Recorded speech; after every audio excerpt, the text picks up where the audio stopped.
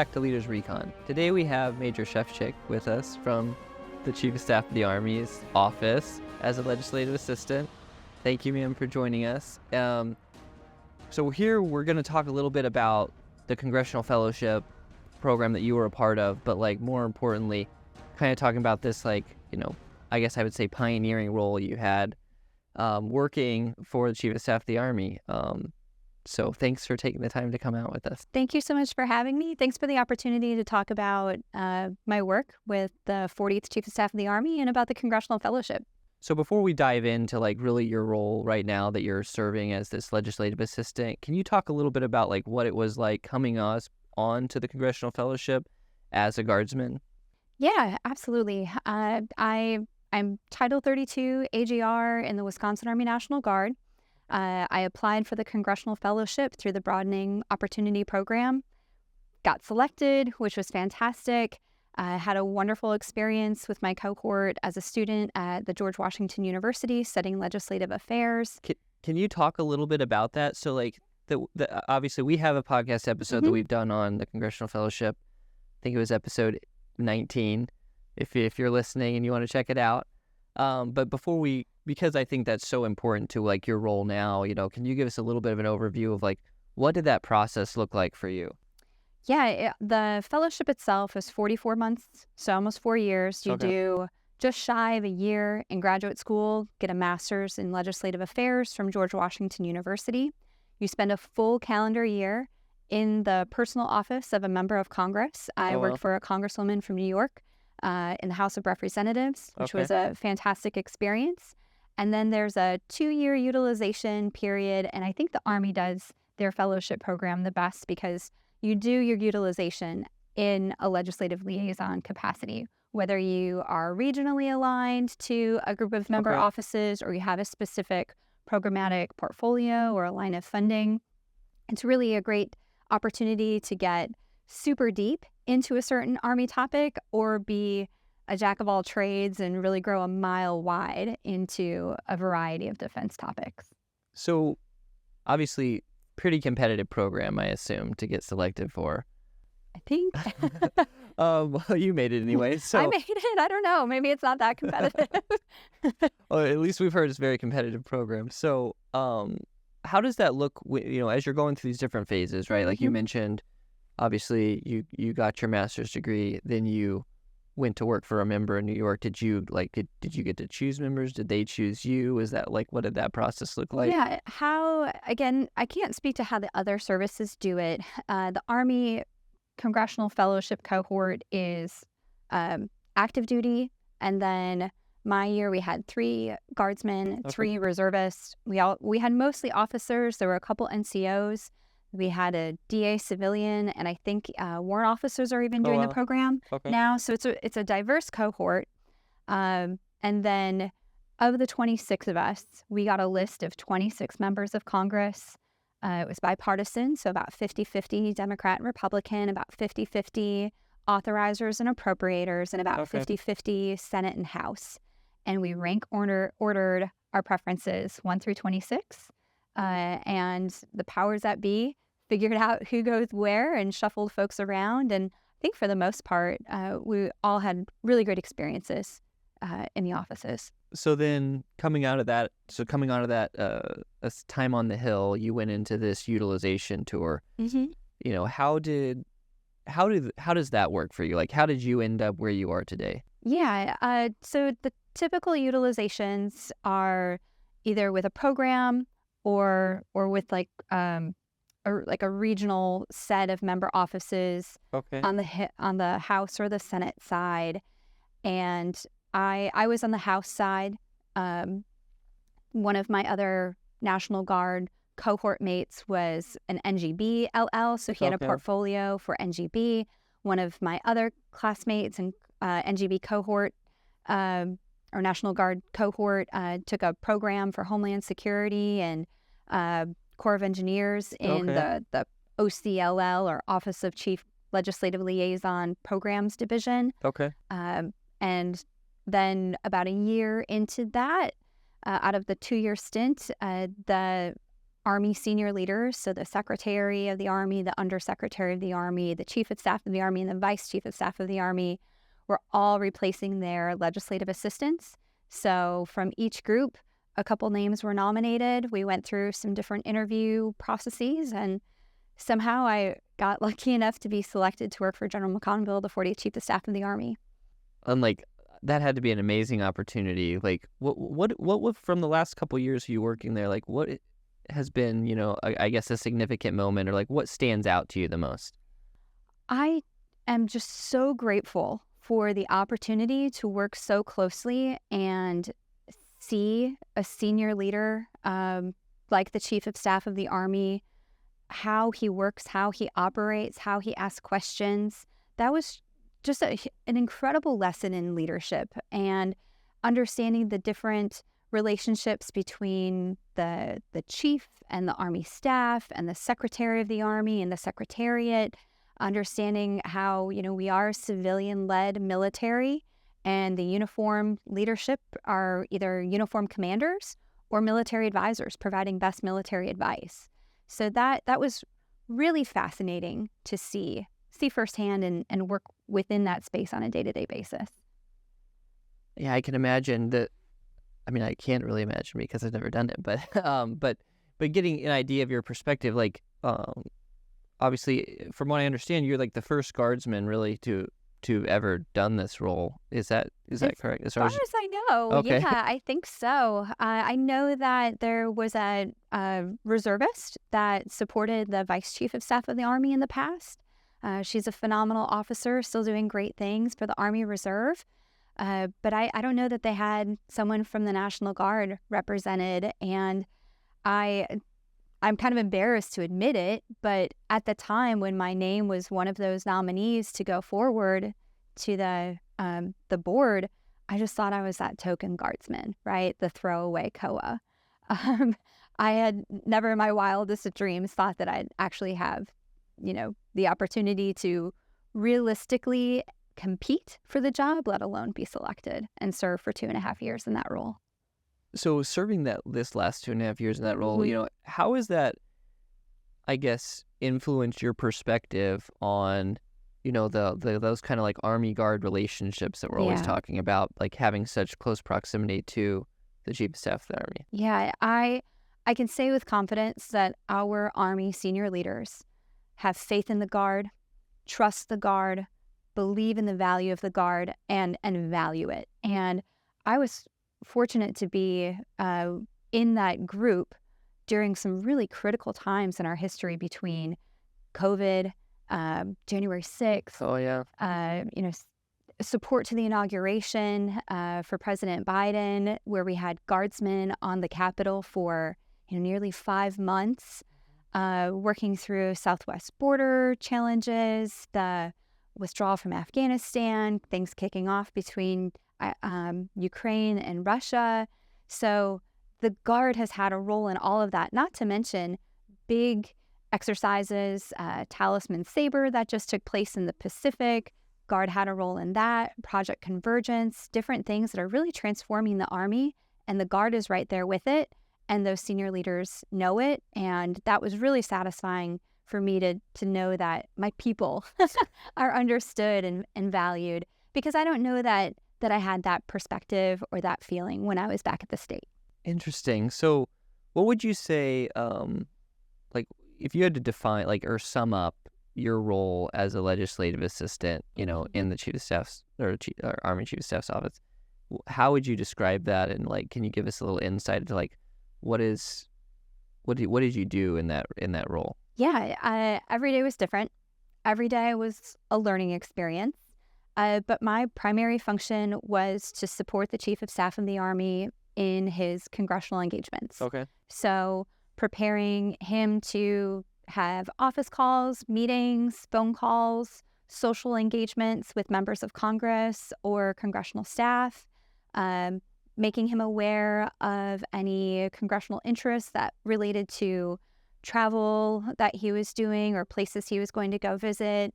And then, of course, preparing for the posture testimony that the Secretary and the Chief testified of the 4 defense oversight committees every spring to defend the Army budget.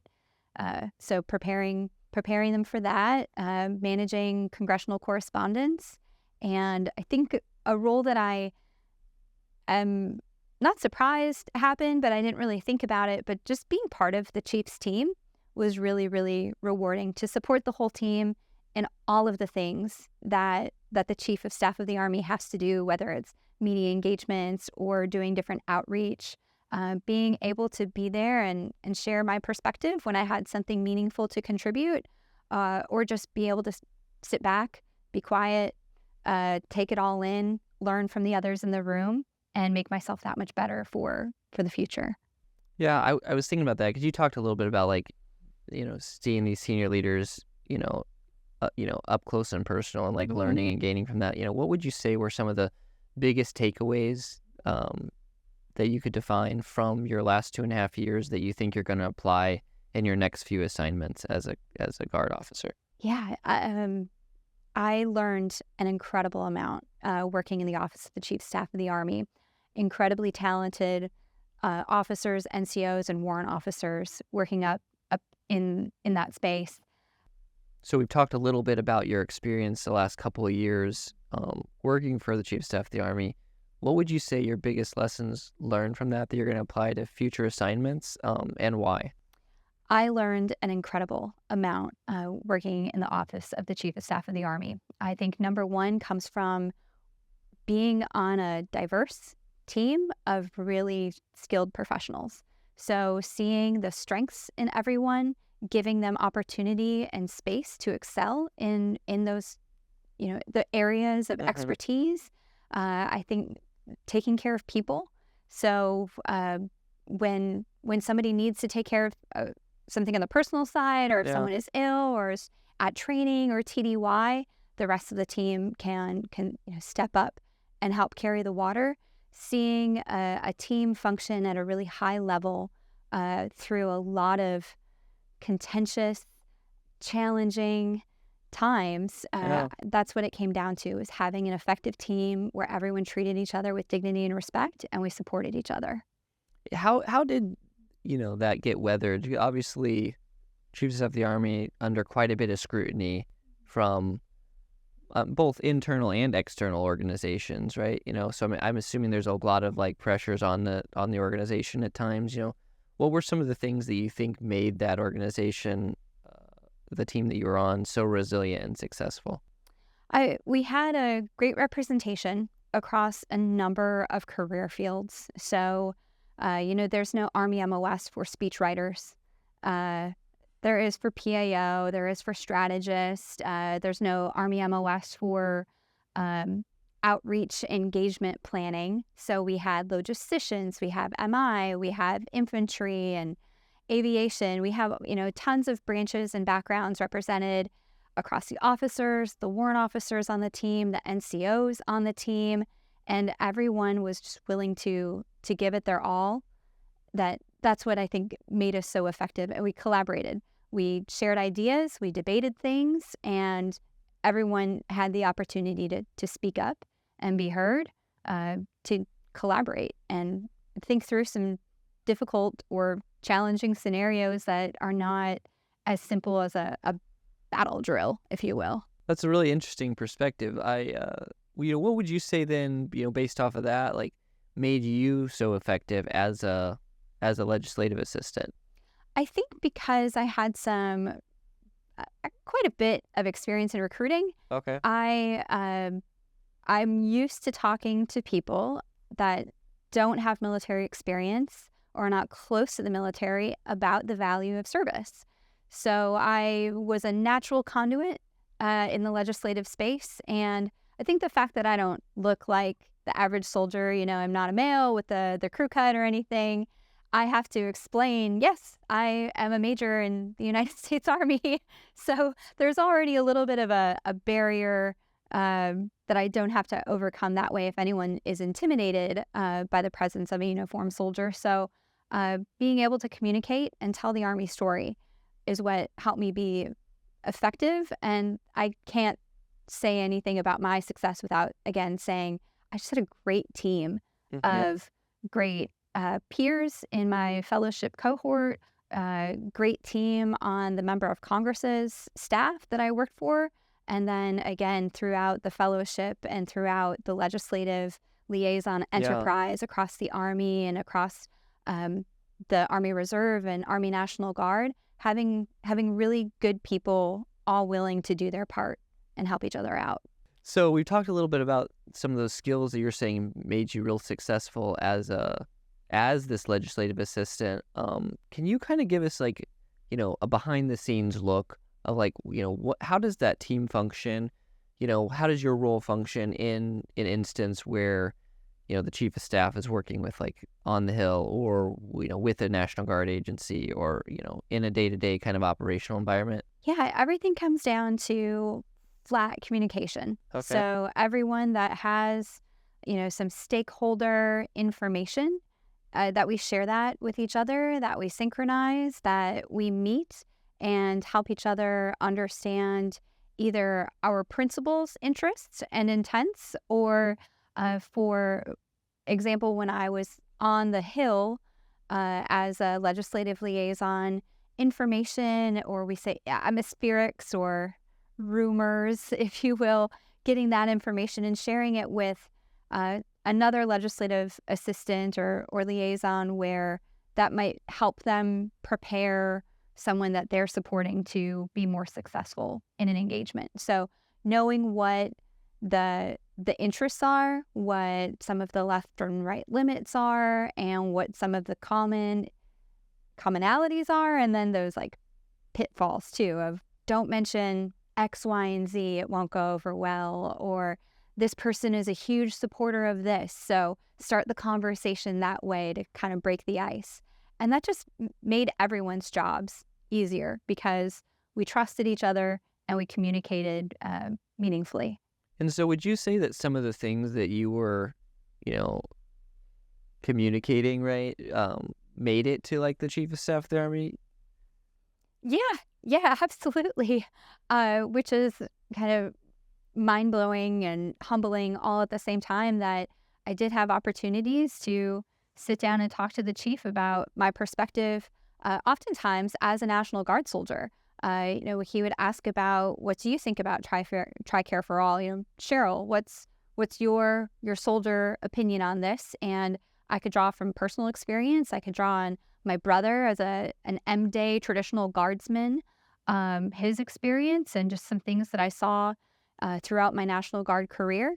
And then there are a lot of other times where I would get feedback about what's going on the Hill, or some trouble or questions brewing based on such and such news article or a tweet from a soldier somewhere that's upset about something, and be able to provide that feedback as a, sir, for your awareness, this is kind of gaining some momentum and some attention on the Hill. No inquiries about it so far. Or in some cases, sir, Senator so-and-so requested a phone call with you to talk about this one specific soldier in his or her state about this one specific issue.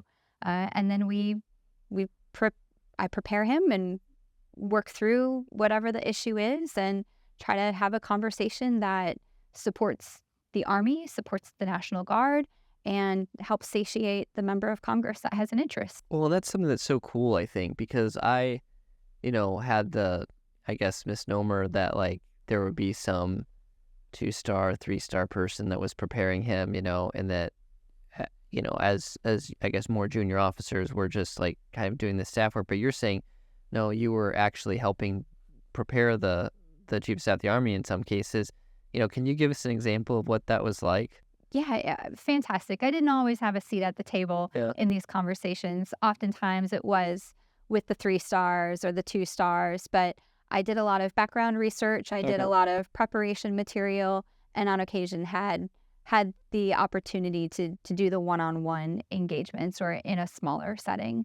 So it was a great experience to have that close connective tissue, but it all worked out because the chief of legislative liaison and the NGB LL chief, the financial management everybody worked well together and communicated, and all of the staffs worked together as a team too.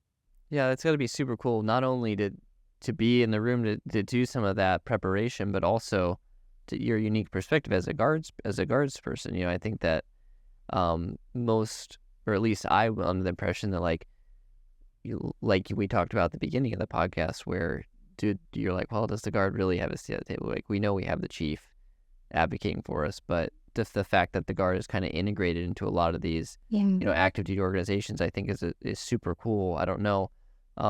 What are some other, I guess I could say, misnomers that, you would think commonly exist in the force that I guess you learned being up there at the strategic level that don't really exist? I think of it in kind of two different buckets. One, we have a lot of Army and military leaders that have had outstanding careers, have done amazing things, either on active duty or in our field, back at the state, that don't really know how like the big picture, the big government works, or they just haven't worked at that level. The whole planning, programming, budgeting, execution, how that works in the big picture with the civilian-led military. I certainly didn't understand it to scale as a junior officer, even going to Command and General Staff College. Like, I didn't really fully appreciate it. As a graduate student getting a master's in legislative affairs, didn't fully appreciate it until I was on the Hill and working in it and seeing the push and pull and the back and forth. The other side of that is, I think we often underestimate the power of congressional staff and the folks that are supporting national defense and that entire enterprise, most of which, I dare to say, don't have military experience. Some are very, very young, but that doesn't mean that they're not incredibly knowledgeable, incredibly connected, or incredibly influential.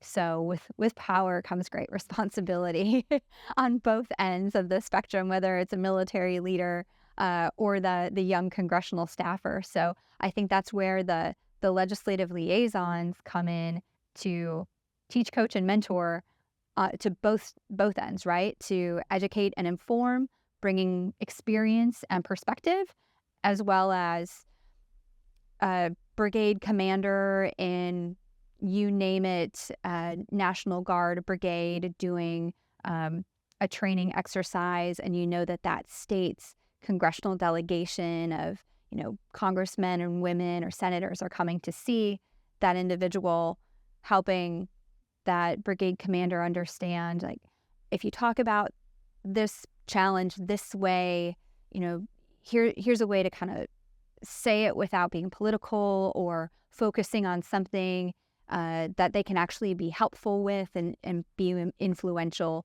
To say that, oh, we just need more barracks, it won't happen like that. That's just not how barracks get built. But to reiterate, we need timely and predictable funding that helps keep our construction projects on track, for example. That's really good.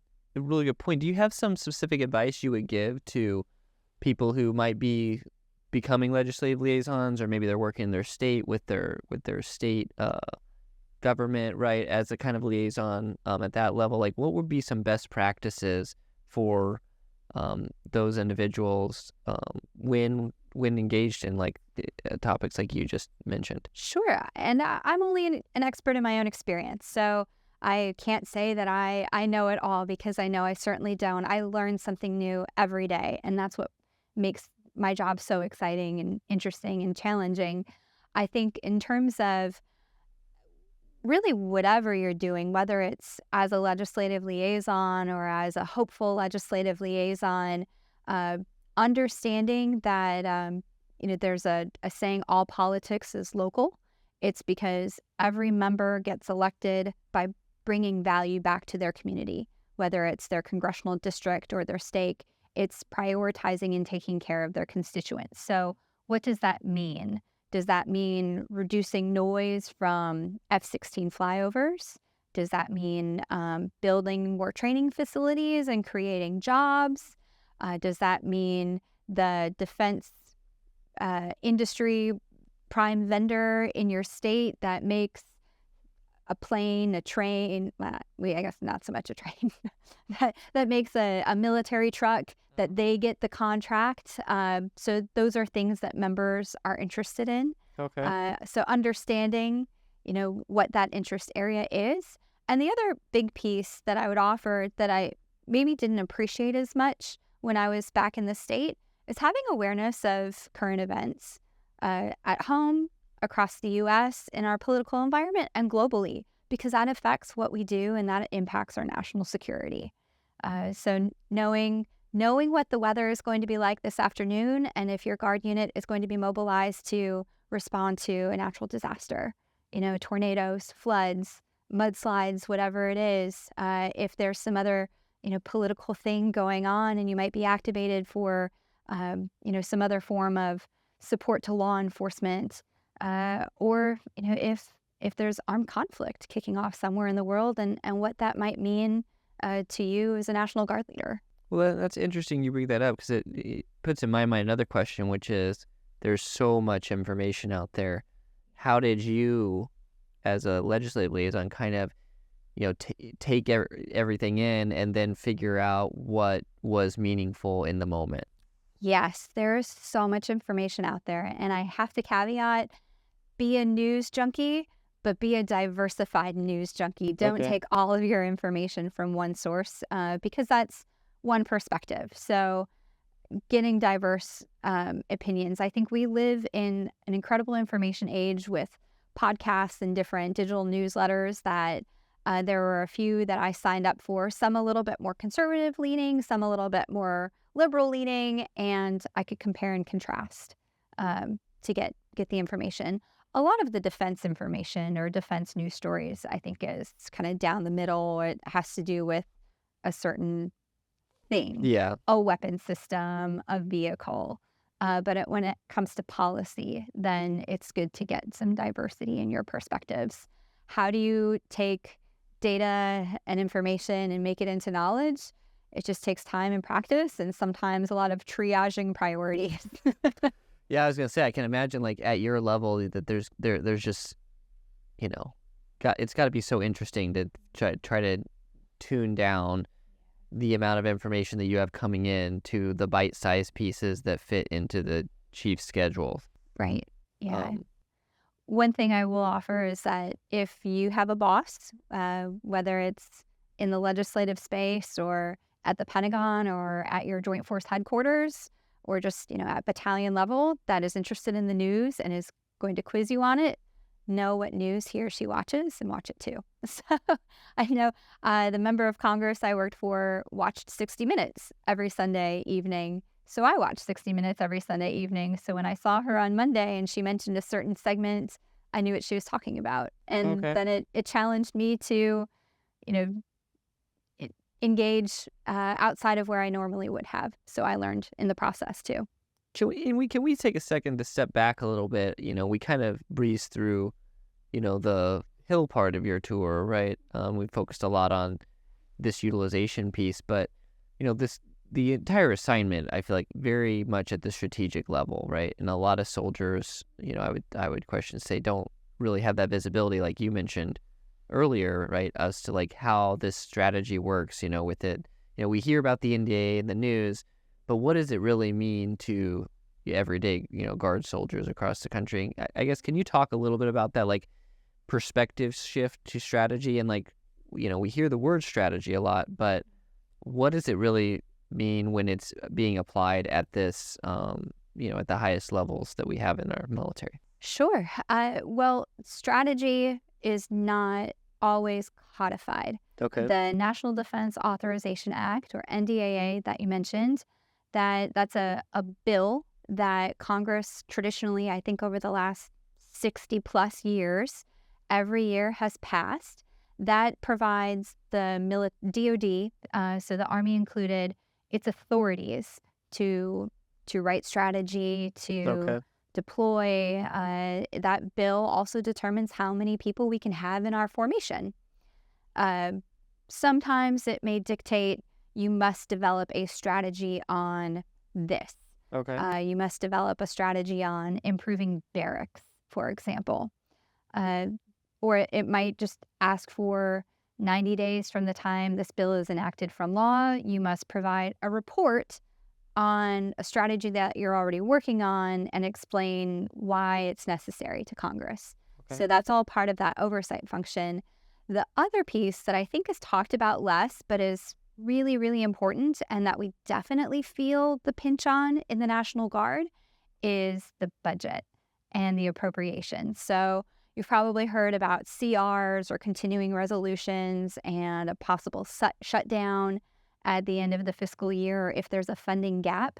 The appropriation is what tells the Army and DoD what it can spend money on. And ideally, what the NDAA says to spend money on and what the appropriations bills say to spend money on are about the same. So we have supporting guidance and then the checkbook to support that. But that's often kind of the piece that is less thought of. But when we get to September drill time and we're not sure if we have money to execute, or we don't know if we'll be able to pay soldiers to come in to drill in October, and things start getting canceled, or you can't order ammunition from your closest training base or station, like those are real world impacts on soldiers that all have to do with the legislative cycle. And some of the feedback that, again, Cheryl's Army story and perspective that I would bring is that a drill check for a soldier might just be a few $100s, but that might be that soldier's few $100s to pay rent that month. And if you don't have drill in October, how do you pay rent? Or how do you buy your school books?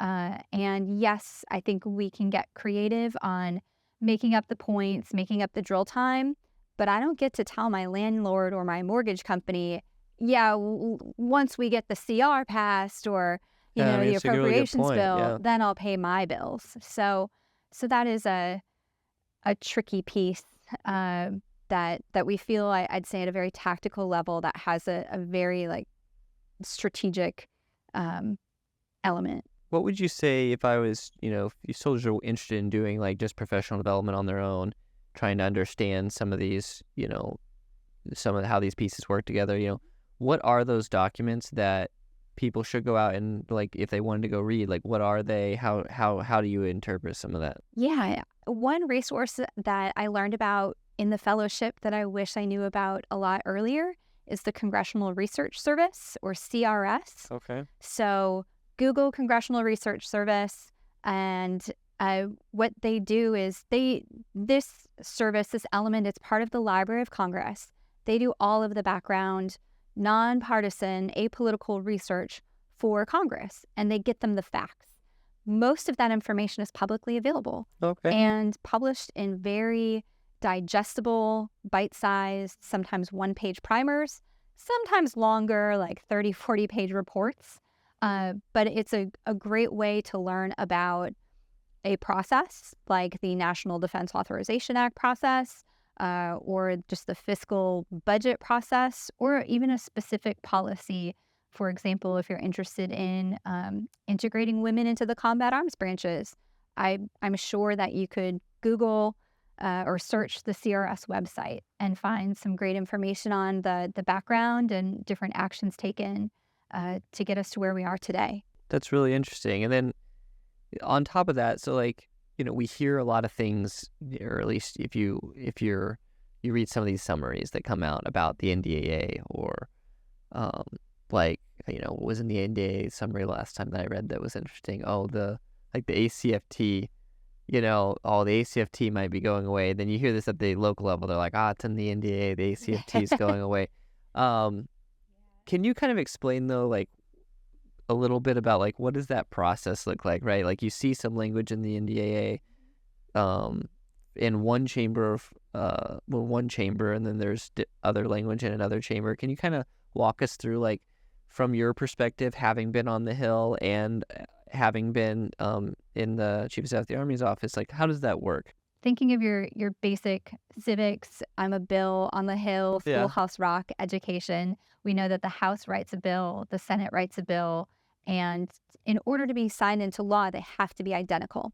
Now, the NDAA is one where historically they are not identical. There are different interests or items. One chamber might think the Army, or I should say DoD, gets more money, or another one wants a new ACFT, the Yeah. other one doesn't. To use your example, those differences have to be reconciled through a process that we call conferencing. Okay.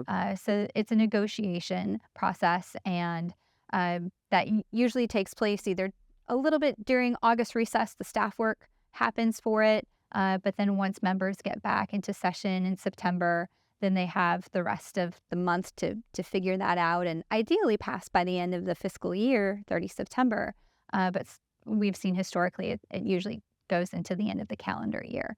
So once both chambers again agree on the identical language, then that goes to the White House for the president to sign into law. And that's what you're saying, where we'll have those gaps where we're on this continuing resolution while everything's getting appropriated, or can you explain that? Sure. If we don't have the identical appropriations from both the House and the Senate, and they're not, in like agreement, it can't go to the White House for signature to be signed into law yet. So there's just negotiation going back and forth within the chambers and then across the chambers. I mean, I think that's some really good perspective. If you could go back 10 years and give yourself some advice for these assignments that you've had, now, what would that be? So about 10 years ago, I got a really great piece of advice or challenge from a new boss that didn't really know me, but gave me the benefit of doubt that I was a good soldier and good officer. And he asked me what my goal for career goal was. And I told him, and he said, I think you could do better than that. I challenge you to do better than that.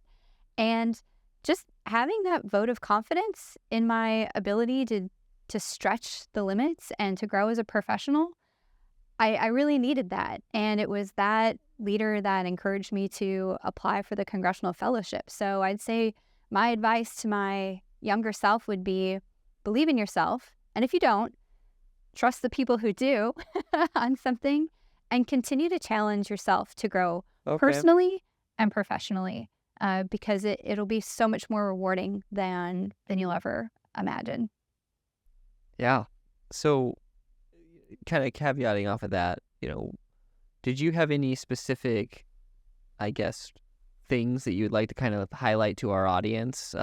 We always say like message to the force, you know what I mean? Like what are those things that we've talked about a lot from the questions, but like, are there anything that you really wanted to talk about here at the interview? Yeah, I think reflecting back on the last 5.5 years of my experience in the Congressional Fellowship and working in the Office of the Chief of Staff of the Army, I would say thank you to my fellow guardsmen out there. Thank you for everything that you and your families and your communities do to protect your community, the nation, to serve abroad, to advance our Army. That work is valued. It means a lot to the American people. Whether or not they realize it, it certainly means a lot to our Army senior leaders.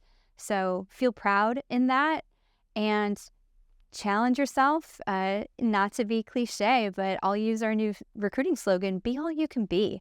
Really take advantage of the opportunities that you have to lead and to grow and to have fun and to, get your face dirty and to do some cool out-of-the-box stuff in the National Guard. Oh, well, thank you for taking the time to spend with us and share some of your experiences. I know I really learned a lot, and I'm sure the listeners did as well. So. Well, thanks again. It really had a nice chat. If you would like more information on any of the topics discussed today, please visit our social media pages in the links below. Tune in to Leaders Recon over the next few weeks as we bring in today's leaders and pioneers to discuss their experiences, share their wisdom, and help you grow as a leader. If you like this episode of Leaders Recon, please don't forget to subscribe below and leave us a 5-star review. You can find us wherever you listen to your favorite podcast.